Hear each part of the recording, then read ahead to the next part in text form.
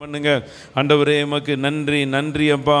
இயேசுவே எமக்கு நன்றி. ஆண்டவரே எமக்கு நன்றி.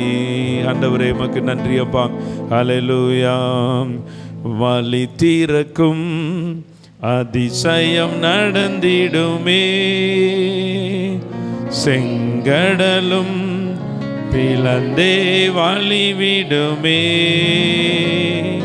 வழி திறக்கும் அதிசயம் நடந்திடுமே, செங்கடலும் பிளந்தே வழிவிடுமே.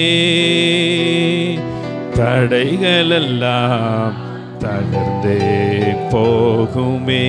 இடைஞ்சலெல்லாம் இன்றே மறைந்து, எல்லா தடைகளெல்லாம் தகர்ந்தே போகுமே. இடைஞ்சலெல்லாம் என்றே மறைந்திடுமே. உன்னை அதிசயம் காணச் செய்வேன், நீ அற்புதம் கண்டிடுவாய். உன்னை அதிசயம் காணச் செய்வேன், நீ அற்புதம் கண்டிடு என்று வாக்களித்தார் தேவன். என்று நிறைவேற்ற வந்து விட்டார். என்று வாக்களித்தார் தேவன், என்று நிறைவேற்ற வந்து விட்டார். உன்னை அதிசயம் காணச் செய்வேன், நீ அற்புதம் கண்டீர். கூரைகளெல்லாம் நிறைவாகும் அதிசயமே, இறை மகனாம் இயேசுவால் நடந்திடுமே. குறைகளெல்லாம் நிறைவாகும் அதிசயமே,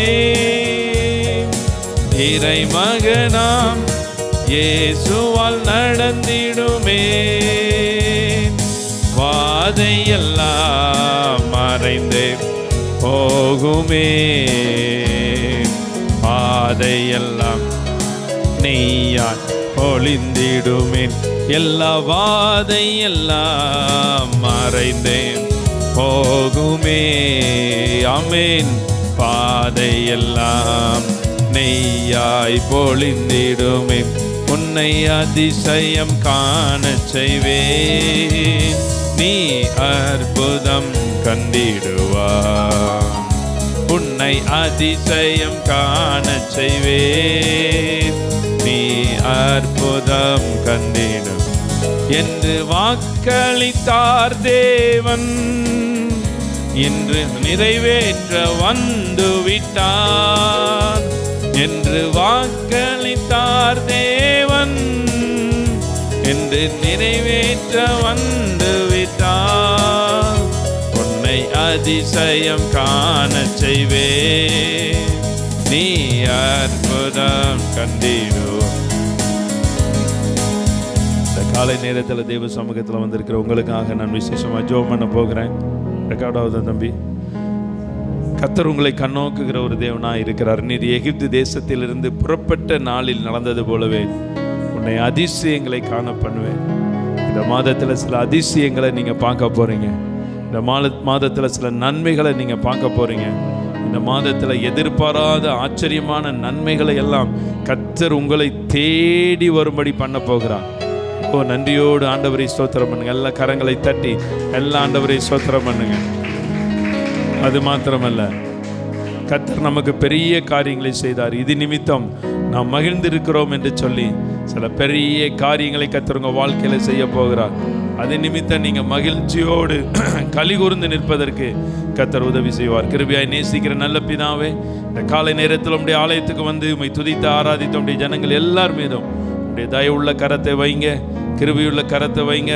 என் தேவன் தம்முடைய ஐஸ்வர்யத்தின்படி எல்லா குறைகளையும் ஆண்டவரே கிறிஸ்து இயேசுவுக்குள்ள ஆண்டவரே இவர்களுக்கு நீர் மகிமையாய் நிறைவாக்கி கர்த்தர் நம்முடைய மகிமையை நீர் வெளிப்படுத்தும்படியாக உம்முடைய சமூகத்தில் ஜெபிக்கிறோம்.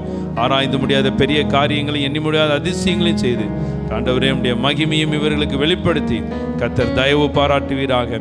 ஆண்டவரே தேவரின் எழுந்தருளி சீயோனுக்கு இறங்குவீர். அதற்கு தயவு செய்யும் காலமும் அதற்காக குறித்த நேரமும் வந்திருக்கிறது என்று சொல்லி என் மக்களுக்கு தயவு செய்கிற காலம் ஆண்டவரை குறித்த நேரமாய் இந்த நாட்களை நீர் வைத்திருக்கிறேன். உமக்கு நாங்கள் நன்றி செலுத்துகிறோம். இயேசு கிறிஸ்து மூலமாய் ஜெபிக்கிறோம் நல்ல பிதாவே. ஆமேன் ஆமேன். உட்காருவோம். எல்லாரும் உட்காருங்க. கர்த்தர் உங்களை ஆசீர்வதிப்பாராக.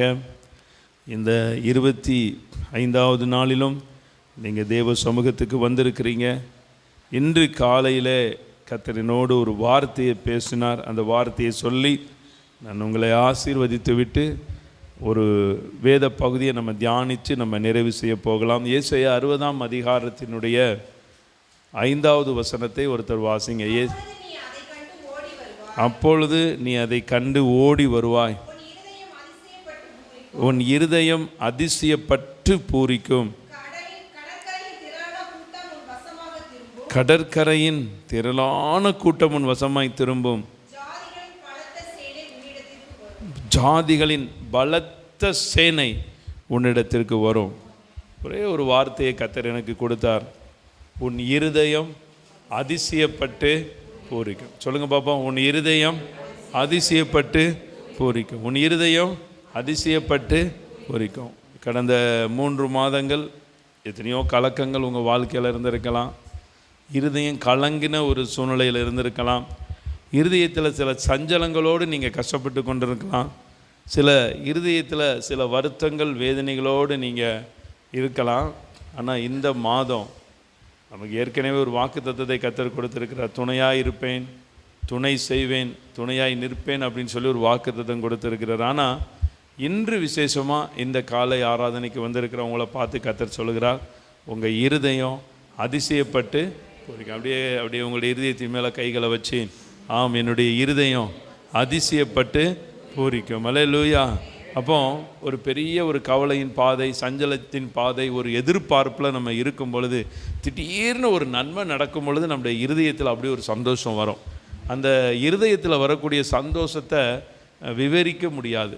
அதை அனுபவிக்கிறவர்களுக்கு தான் அது தெரியும். அப்போ காலையில் கர்த்தர் மீண்டும் சொன்னார், அவங்க விவரிக்க முடியாதபடி சில சந்தோஷத்தின் பாதையில், சில மகிழ்ச்சியின் பாதையில் நான் அவர்களை நடத்துவேன் அப்படின்னு சொல்லி கர்த்தர் வாக்கு கொடுத்தார். அப்போ இருதயம் அதிசயப்பட்டு பூரிக்க செய்கிற தேவன் வேதாகமத்தில் பல ஓமைகளை இயேசு கிறிஸ்து தன்னுடைய வாழ்க்கையின் நாட்களிலே அவர் சொல்லி இருக்கிறார்.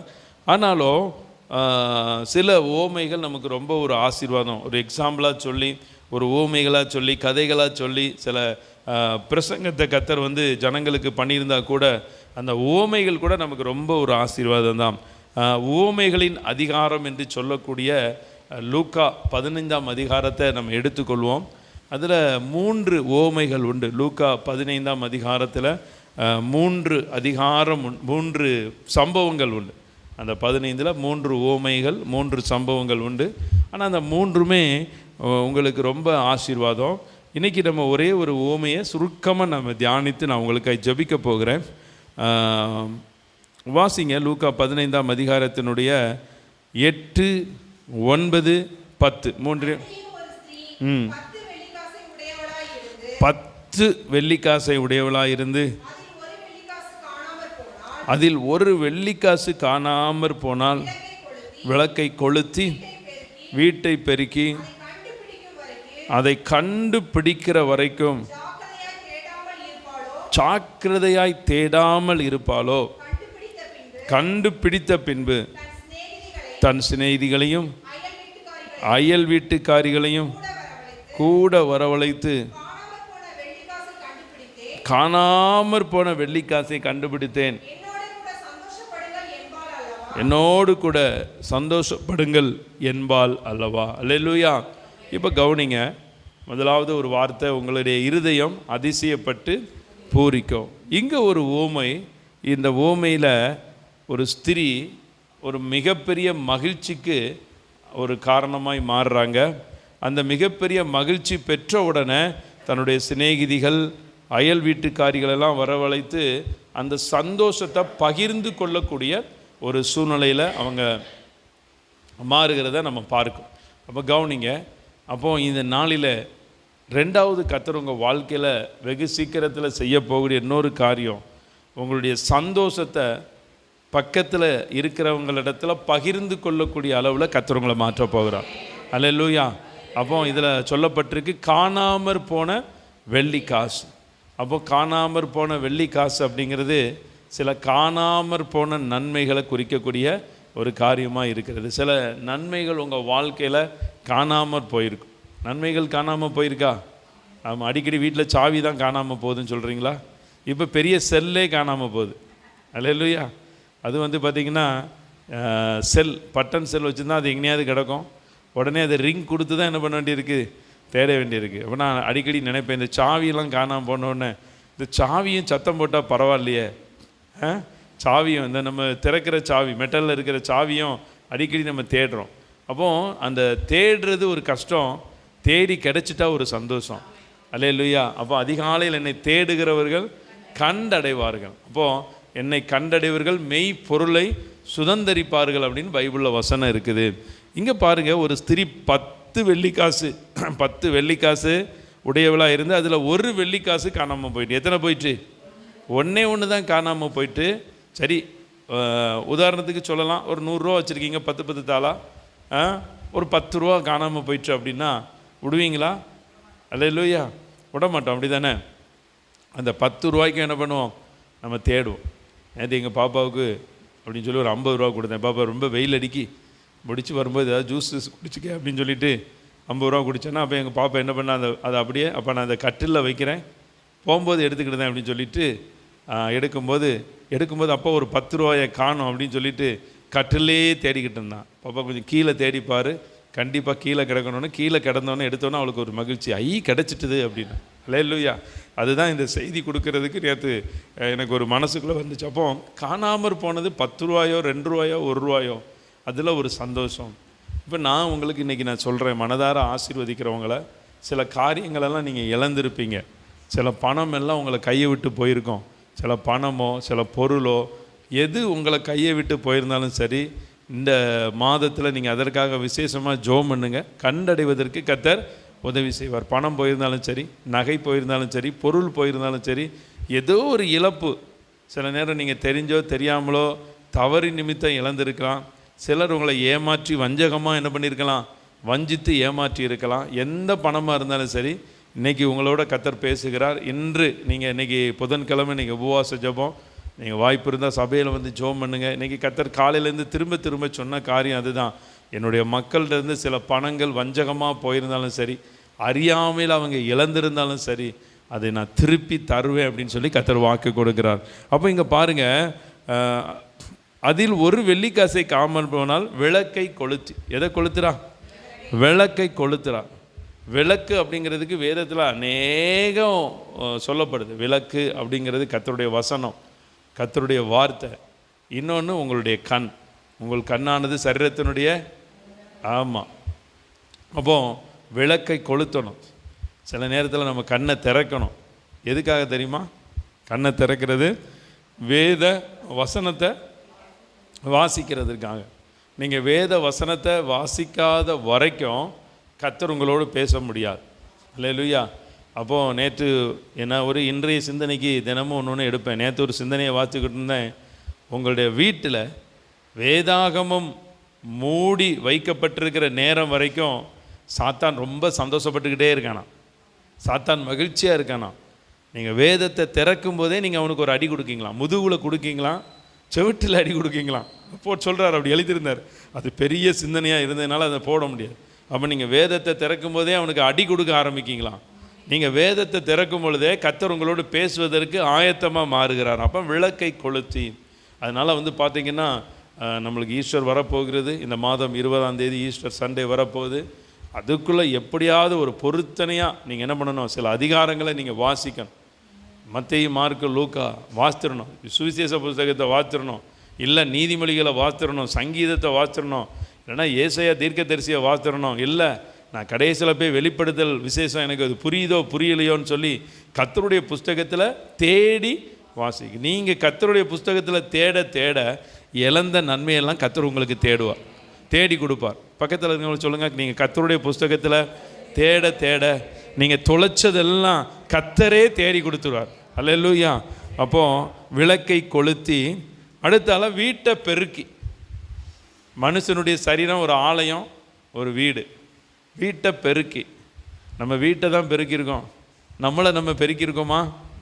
நம்ம இயல்பாக காலையில் எழும்பின உடனே நமக்கு சில குளிக்கிறது, நம்மளை சுத்தப்படுத்துறது, அது ஒரு காரியம்தான். ஆனால் மன ரீதியாக நம்ம வீட்டை பெருக்கிறது. அப்போது சில காரியங்கள் உங்கள் வாழ்க்கையில் அடுத்தால இழந்ததெல்லாம் உங்கள் வாழ்க்கையில் திரும்ப வரணும் அப்படின்னா, வீட்டை பெருக்கிறது என்பது எதை குறிக்குது அப்படின்னா, நீங்கள் உங்களை நீங்களே ஆராய்ந்து பார்க்கிறத குறிக்கக்கூடிய ஒரு காரியமாக இருக்குது. சில பண இழப்புகள், சில தோல்விகள், சில காரியத்தை இழக்கிறீங்கன்னா நீங்கள் கொஞ்சம் யோசித்து பார்த்தீங்கன்னா அதுக்கு நம்ம தான் காரணமாக இருப்போம். உங்களை யாராவது ஏமாற்றி கூட பணத்தை வாங்கியிருக்கலாம். எப்படியோ இல்லை சில தவறுகளில் கூட நீங்கள் என்ன பண்ணியிருக்கலாம், பணத்தை இழந்திருக்கலாம். ஆனால் நீங்கள் பார்த்தீங்கன்னா கொஞ்சம் நீங்கள் உட்கார்ந்து யோசித்து பார்த்தீங்கன்னா அந்த இழப்புக்கு காரணம் நம்மளாக தான் இருப்போம். அல்லேலூயா. அப்போ இன்றைக்கி நீங்கள் ரெண்டாவது செய்கிறது வீட்டை பெருக்கி அப்படிங்கிறதுல எதை குறிக்குது அப்படின்னு பார்த்தீங்கன்னா, கொஞ்சம் நேரம் தேவ சமூகத்தில் உட்கார்ந்து சில அறியாமையினாலையும் சில தவறுகளினாலையும் சில பொருட்களை பணங்களை நீங்கள் இழந்திருந்தீங்க.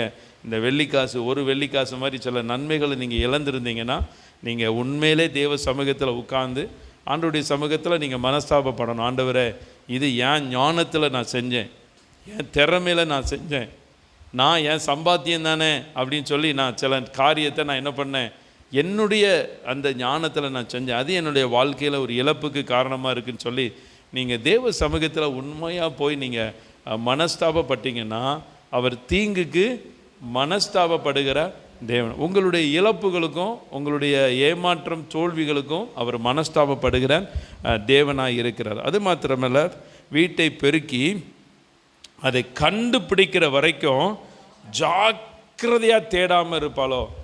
நீங்கள் சொல்லுங்கள், இன்றைக்கி ஒரு பொருத்தனை பண்ணுங்கள். எந்த பணம் உங்கள் கையை விட்டு போயிருந்தாலும் சரி, பொருள் கையை விட்டு போயிருந்தாலும் சரி, நன்மைகள் கையை விட்டு போயிருந்தாலும் சரி, அதை கிடைக்கிற வரைக்கும் ஜாக்கிரதையாக தேடணுமா. கர்த்தரிடத்தில் நான் ஒன்றையே கேட்டேன், அதையே நீங்கள் ஒரு காரியத்துக்காக ஸ்பெசிஃபிக்காக நீங்கள் போராடி ஜெபிக்கலாம். சில நேரம் சின்ன பிள்ளைகள் மாதிரி பிடிவாதம் பண்ணி கூட நீங்கள் ஜெபிக்கலாம். அல்லேலூயா. ஏன்னா நம்ம கர்த்தருக்கு பிள்ளைகள் தான். இப்போது நம்ம பிள்ளைகள் சில காரியத்தை பிடிவாதமாக நம்மகிட்ட கேட்டால் கூட பிள்ளைகளை நம்ம என்ன பண்ணுறோம், திட்டுறோமா, ஐயோ இவ்வளோ தொந்தரவு பண்ணுதுன்னு சொல்லி கொடுத்துட்டு சத்தம் கட்டாமல் இருக்கோம். அப்போ நீங்கள் நல்லா தெரிஞ்சுக்கொள்ளுங்க, ஜாக்கிரதையாக தேடணும். ஜாக்கிரதை அப்படிங்கிறது அனுதினமும் தேவ சமூகத்தை நம்ம தேடக்கூடிய ஒரு காரியத்தை குறிக்குது. இப்போ நீங்கள் இந்த நாட்களில் நீங்கள் காலையில் எழுந்து வர்றீங்க, 6 மணிக்கு வர்றதுக்கு குறைஞ்சது நீங்கள் ஒரு 5:30க்காவது நீங்கள் எழும்பி என்ன பண்ணணும், ஆயத்தமாகணும். இனி என்ன பண்ணுங்கள், வருகிற நாட்களில் சரியாக 5 மணிக்கு எழுந்திரிச்சு ஒரு 5:15 ஒரு 6 மணி வரைக்கும் கூட, இல்லைனா 5:15 6:15, இல்லை எனக்கு சரீரத்தில் நல்ல ஆரோக்கியம் இருக்குது, நல்ல பலன் இருக்குது அப்படின்னா நீங்கள் ரொம்ப சந்தோஷம். உங்களுக்கு நல்ல பலன் இருக்கும் பொழுதும், நல்ல கர்த்தரை தேடுவதற்கு நல்ல உங்களுக்கு ஆரோக்கியத்தை தரும் பொழுதும் நீங்கள் நல்லா தேடிடுங்க. இல்லை இரவு நேரத்தில் எனக்கு தூக்கம் வரலை, தூக்கம் வர மாட்டேக்கா, ஒன்றும் வருத்தப்படாதீங்க. அப்படியே அந்த பெட்டில் உட்காந்து சும்மா அமைதியாக உட்காந்து ஸ்தோத்திரம் பண்ணிக்கிட்டே இருங்க. சில நேரம் எனக்கு தூக்கம் வராது, எல்லாம் தூங்குவாங்க. கொஞ்சம் பிறண்டு பார்ப்பேன், தூக்கம் வரலையா, பேசாமல் அமைதியாக உட்காந்து மௌனமாக உட்காந்து செய்த நன்மைகளுக்காக மாத்திரமே நன்றி சொல்லிக்கிட்டே இருக்கும். அப்படியே நன்றி சொல்லிக்கொண்டே இருந்தால் அந்த வார்த்தைகள் நம்ம இருதயத்துக்குள்ளேருந்து நீங்கள் நல்லா தெரிஞ்சுக்கொள்ளுங்க. இருதயத்திலேருந்து ஜெபிக்கிறது உங்கள் வாயை திறந்து ஜெபிக்கிறத காட்டிலும் நல்லா இருக்கும். ஆனால் உங்கள் கற்பனை மட்டும் வேறு பக்கம் போயிடக்கூடாது. நீங்கள் இருதயத்திலேருந்து நீங்கள் கர்த்தருக்கு நன்றி சொல்லி நீங்கள் ஸ்தோத்திரம் பண்ணுறது, நீங்கள் வாய்களை திறந்து நீங்கள் ஜெபிக்கிறத காட்டிலும் அநேக வார்த்தைகள் உங்கள் இருதயத்திலேருந்து புறப்படும். அந்த இருதயத்தின் விருப்பத்தையும் மன விருப்பத்தையும் கர்த்தர் நிறைவேற்றுவார். அப்போ இந்த நாளில் ஜாக்கிரதையாய் தேடாமல் இருப்பாலோ, கண்டுபிடித்த பின்பு சிநேகிதிகளையும் அயல் வீட்டுக்காரிகளையும் கூட வரவழைத்து, காணாமற் போன வெள்ளிக்காசை கண்டுபிடித்தேன், சந்தோஷப்படுங்கள் என்பால் அல்லவா. நான் உங்களை ஆசீர்வதிக்கிறேன்.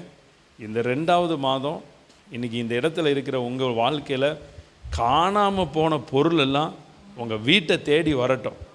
எதையெல்லாம் நீங்கள் இழந்திருந்தீங்களோ அதெல்லாம் உங்கள் வீட்டை தேடி கொண்டு வருவதற்கு உதவி செய்வார். அதனால் இன்றைக்கி நான் உங்களுக்கு ஒரு ஆலோசனையாக சொல்கிறேன். 2 நாளோ 3 நாளோ 7 நாளோ ஏதோ பணம் பொருள் உங்களுக்கு காணாமல் போயிருந்துன்னா அதுக்கு மாத்திரம், நீங்கள் இழந்ததுக்கு மாத்திரம் நீங்கள் விசேஷமாக ஜெபம் பண்ணுங்கள்.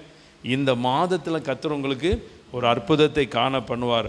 அவங்க கண்டுபிடிச்ச பின்பு தன் சிநேகிதிகளையும் அயல் வீட்டுக்காரங்களையும் கூப்பிட்டாங்க. இது எதை குறிக்குது அப்படின்னா, கர்த்தர் சில இழந்து போனதை நீங்கள் பெற்றுக்கொள்ளும் பொழுது நீங்கள் ஆண்டவரை மகிமைப்படுத்துவதற்கு தயங்கவே கூடாது. சில இழந்த நன்மைகளை நீங்கள் பெறுறீங்க, சிலந்த ஆசீர்வாதங்களை பெறுறீங்க, இழந்த கிருபைகளை பெறுறீங்க அப்படின்னா அதை நீங்கள் சொல்லுவதற்கு தயங்கக்கூடாது.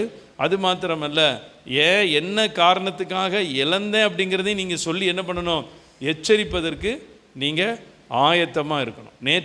முந்தானத்து திடீர்னு செல்லுக்கு ஒரு எஸ்எம்எஸ் வருது, இன்று இரவு உங்களுடைய இபி கனெக்ஷன் என்ன ஆக போகுது, கட் பண்ணப்பட போகுது, அதனால் நீங்கள் இந்த நம்பரில் கூப்பிடுங்கன்னு சொல்லி இந்த இந்திக்காரனை பாருங்கள் எப்படிலாம் டெக்னிக்காக களவாங்க ஆரம்பிக்கிறாங்க. திடீர்னு ஒரு எஸ்எம்எஸ் வருது, நான் விட்டுட்டேன், நமக்கு வீடே கிடையாது, அப்புறம் எப்படி கரண்ட் பில் நம்ம பேரில் இருக்கோம், அவன் தெளிவாக போட்டிருக்கான் உங்கள் நேமில் இருக்கக்கூடிய இபி கனெக்ஷன். நீங்கள் வாடகை வீட்டில் தான் இருக்கீங்க, வாடகை வீட்டில் இருக்கிறவங்க நீங்கள் டக்குன்னு இப்படி வந்தாலும் சரி, சொந்த வீட்டில் இருந்தாலும் சரி, நீங்கள் இபியிலேருந்து அப்படி அனுப்பவே மாட்டாங்க. அப்புறம் திரும்பி ஃபோன் அடிச்சுக்கிட்டே இருக்கான் அவன் நம்பரு, கரண்ட் இன்னை வரைக்கும் வந்துக்கிட்டே இருக்கு. அவன் சொல்கிறான், உங்களுடைய இபி அதை நாங்கள் ஆன்லைனில் கேஒய்சி மூலமாக அப்டேட் பண்ண போகிறோம், அதனால் உங்களுடைய ஆதார் நம்பர், பேன் நம்பர், வங்கி கணக்கெல்லாம் என்ன பண்ணுங்கள் எடுத்து வச்சுட்டு ரெடியாக இருங்க அப்படின்னு சொல்லி மறுபடியும் எஸ்எம்எஸ் அனுப்புகிறான். அப்போ பாருங்கள், இப்படி நிறைய ஏமாற்றும் உலகத்தில் நீங்கள் ஏமாறாமல் இருக்கணும். கர்த்தரை நீங்கள் அனுதினமும் தேடுங்க, ஏமாறாதபடி கர்த்தர் பாதுகாப்பு. அதுக்கப்புறம் அவன் ஃபோனே பண்ணலை. இப்படி டிசைனாக உலகத்தில் ஏமாத்துறவன் பெருகிக்கிட்டே தான் போகிறான். அப்போ கண்டுபிடித்த பின்பு தன் சிநேகிதிகளையும் அயல் வீட்டுக்காரர்களையும் கூட வரவழைத்து, காணாமற் போன வெள்ளிக்காசை கண்டுபிடித்தேன், என்னோடு கூட சந்தோஷப்படுங்கள் என்பால் அல்லவா. இப்போ நீங்கள் அநேகரோடு சந்தோஷப்படக்கூடிய நாட்களை கர்த்தர் உங்களுக்கு தருவார். இதே அதிகாரத்தில் மனம் திரும்பிய மைந்தனை பற்றிய உவமை இருக்குது. காணாமற் போன ஆட்டை தேடி கண்டுபிடிச்சி தோளில் போயிட்டு வந்த ஒரு உவமை இருக்குது. 3 உவமை இருக்குது. நீங்கள் இன்றைக்கி நல்லா அப்படியே பொறுமையாக போய் அந்த 3 உவமைகளையும் நீங்கள் வீட்டில் வாசித்து நீங்கள் ஜெபம் பண்ணுங்கள். இன்றைக்கி நான் ஒரே காரியத்துக்கு நான் விசேஷமாக ஜெபம் பண்ணுறேன். ஆன்லைனில் பார்க்குறவங்க ஏதோ ஒரு காரணத்தினால பணத்தை இழந்திருந்தீங்கன்னா கர்த்தர் அதை உங்களுக்கு திரும்ப சீக்கிரத்தில் கொடுப்பார். அந்த பணத்தின் நன்மையை கர்த்தர் உங்களுக்கு கொடுப்பார். இன்றைக்கி நீங்கள் எதெல்லாம் உங்களை கைவிட்டு போயிருக்குன்னு உங்களுக்கு மாத்திரம்தான் தெரியும்.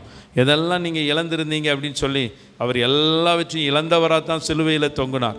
எல்லாவற்றையும் இழந்திருந்தார்.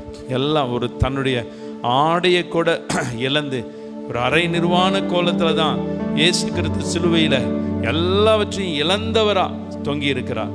அப்போ நீங்கள் இழந்த நன்மைகளை பெறணும். சிலரெல்லாம் சில சந்தோஷத்தை நீங்கள் இழந்துட்டீங்க. உங்கள் வாழ்க்கையில் சில சந்தோஷத்தை இழந்தது நிமித்தம் சில நேரம் நீங்கள் நினச்சி பார்க்குறீங்க, ஐயோ நம்ம வாழ்க்கையில் இப்படியெல்லாம் நம்ம மகிழ்ச்சியாக இருந்தோமே, இந்த மகிழ்ச்சியின் நாட்கள் எனக்கு திரும்ப வருமா அப்படின்னு நீங்கள் நினைக்கிறீங்க. கர்த்தர் சொல்லுகிறார், திரும்பவும் உங்களை கட்டுவார், திரும்பவும் உங்களை எழுப்புவார், திரும்பவும் உங்களுடைய இருதயம் அதிசயப்பட்டு அது பூரிக்கக்கூடிய கிருபையை கர்த்தர் உங்களுக்கு தருவார். 2வது, சிலந்த பணத்தின் ஆசீர்வாதம். சில காரணத்தினால சிலர் வஞ்சகமாக உங்களை ஏமாற்றி இருக்கலாம். சிலர் பார்த்தீங்கன்னா சிலர் வஞ்சகமாக ஏமாற்றி இருக்கலாம். கர்த்தர் அந்த ஜனங்களோடு இன்று பேசுவார். இன்று உங்களை வஞ்சகமாக ஏமாற்றி பணத்தை பறித்தவர்களோடு கர்த்தர் இந்த மாதத்தில் பேச ஆரம்பிப்பார். 3வது, சில நேரத்தில் உங்களுடைய அறியாமையின் நிமித்தம் நீங்கள் இழந்திருக்கலாம். நான் அதற்காக விசேஷமாக ஜெபம் பண்ணுகிறேன். இனி நீங்கள் அறியாமை உள்ளவர்களாக இருக்கக்கூடாது. எப்பொழுதும் விழித்திருந்து உங்களுக்கு கொடுக்கக்கூடியதையெல்லாம் கர்த்தர் பாதுகாக்கும்படி நல்ல ஞானத்தை கர்த்தர் கொடுப்பார். கிருபையாய் நேசிக்கிற நல்ல பிதாவே, வந்திருக்கிற ஒவ்வொருத்தரையும் ஆசீர்வதிக்கிறேன். உங்களுடைய இருதயம் அதிசயப்பட்டு பூரிக்கும். என் மக்களுடைய இருதயம் சீக்கிரத்தில் அதிசயப்பட்டு பூரிக்கட்டும். காணாமற் போன வெள்ளிக்காசை கண்டுபிடித்தேன், என்னோடு கூட சந்தோஷப்படுங்கள் என்று சொல்லி சிநேகிதியும் அயல் வீட்டுக்காரிகளையும் அழைத்து சொன்னது போல இந்த மக்கள் கலிகூர்ந்து மகிழக்கூடிய நாட்களை இந்த ஜப நாட்களுக்கு பிறகு நீர் வைத்திருக்கிறீரப்பா. வந்திருக்கிற ஒவ்வொருத்தரையும் ஆசீர்வதிக்கிறோம். தேவ மகிமையின் கரம் கூட இருப்பதாக இயேசு கிறிஸ்து மூலமாய் ஜெபிக்கிறோம் நல்ல பிதாவே, ஆமென் ஆமென். என் ஆத்துமாவே கர்த்தரை ஸ்தோத்தரி, என் முழு உள்ளமையுடைய பரிசுத்த நாமத்தை ஸ்தோத்தரி. என் ஆத்துமாவே கர்த்தரை ஸ்தோத்தரி, கர்த்தர் செய்த சகல உபகாரங்களையும் மறவாதே. ஆமென் ஆமென். நம்முடைய கர்த்தராக இருக்கிற இயேசு கிறிஸ்துவினுடைய கிருபையும் பிதாவாகிய தேவனுடைய அன்பும் பரிசுத்தனுடைய அந்யோன்ய ஐக்கியமும் இந்த காலை ஆராதனையிலே கலந்து கொண்டு கர்த்தரை ஆராதித்து உங்கள் அனைவரோடும் இன்றும் சதா காலமும் ஆண்டவருடைய வருகை பரிந்தும் தங்கியிருப்பதாக. ஆமென் ஆமென்.